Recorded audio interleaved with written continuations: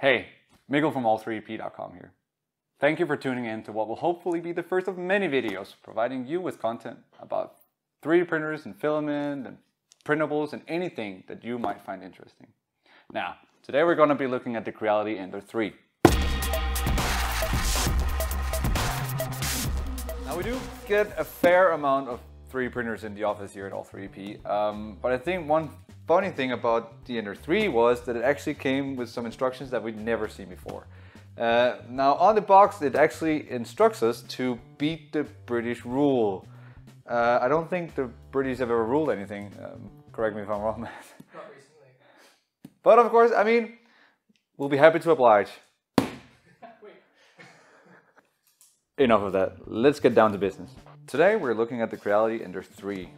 Now, just as Creality's Ender 2 seemed to have earned the spot as the go-to cheap 3D printer kit with somewhat respectable out-of-the-box results, Creality decided to push things even further with this brand new machine.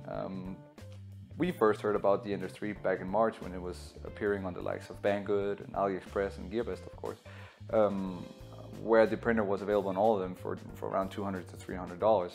With the Ender 3, we're seeing a machine that fills the gap between the Ender 2 and the hugely popular CR10. The Ender 3 packs a 220 by 220 by 250 millimeter print volume, which is in terms of print sizes comparable to the ANET A8 and the original Prusa MK3. The frame style and construction of the Ender 3 with these V-slot aluminum extrusions certainly gives it the look of a CR10. But just like the Ender 2, the board and the power supply and the interface is all integrated onto the frame. We have an MK8 extruder pushing the filament, and it's mounted to the left side of the frame in a Bowden arrangement.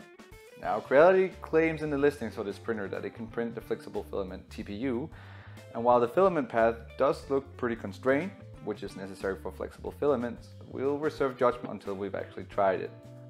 Over on the printhead, we have Creality's standard MK10 hot end, which is pretty distinctive for its flattened heatsink. Now, because of this shape, and if you're planning to upgrade to an authentic E3D or something similar, you'll most likely need to print out a mount to accommodate them. Looking over to the build plate, things remain on theme with the Ender 2. We have a Buildtech-like sheet covering the aluminum heated bed, but you may want to switch that out for something a little bit more flexible, like glass, or if you're feeling trendy, of course, a magnetic sheet.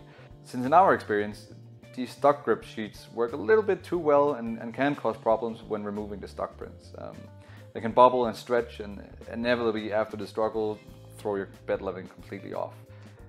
Now, speaking of bed leveling, the Ender 3 relies on manual bed leveling, and in fact for a new machine it's surprisingly lacking in those small quality of life upgrades that you might expect, which kind of puts us into two minds.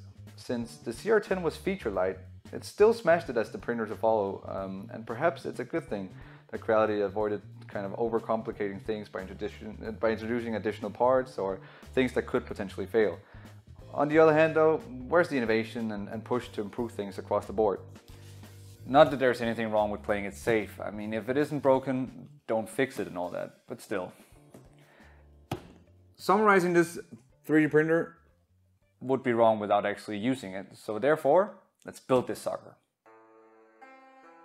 First impressions of the build and the whole build process of the printer is that the machine feels very sturdy. It definitely has some resemblance to the CR10. You feel the material is quality. I didn't come across any parts where I felt that they were lower quality parts or cheaper parts, so that's definitely on the plus side. On the building process, I don't think it was necessarily a hard to build printer. There are some areas of the instruction manual you have to be careful of. It can't be.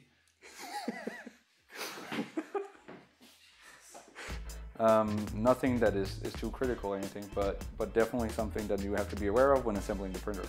There's a little bit of bed wobble. It's fairly easy to correct. Also seems that the big bed leveling nuts are, I would say, in terms of the CR10 at least, it's an improvement. The power supply box seems to be very secure, also of quality. No loose wiring or anything, but so far, very sturdy printer. Thank you for watching our video on the Creality Ender 3. This will be the first of many videos, and of course we will improve on everything and hopefully provide you with a lot more content in the future. If you have any feedback or comments, questions about the printer, anything you want to, just hit us in the comment section below and we'll be happy to take up the talk. Now, stay tuned for the full review of the printer over at all3dp.com, where you will find our first impressions on the prints, any problems we've had over the printing process or anything like that. Thank you for watching. Stay tuned for more.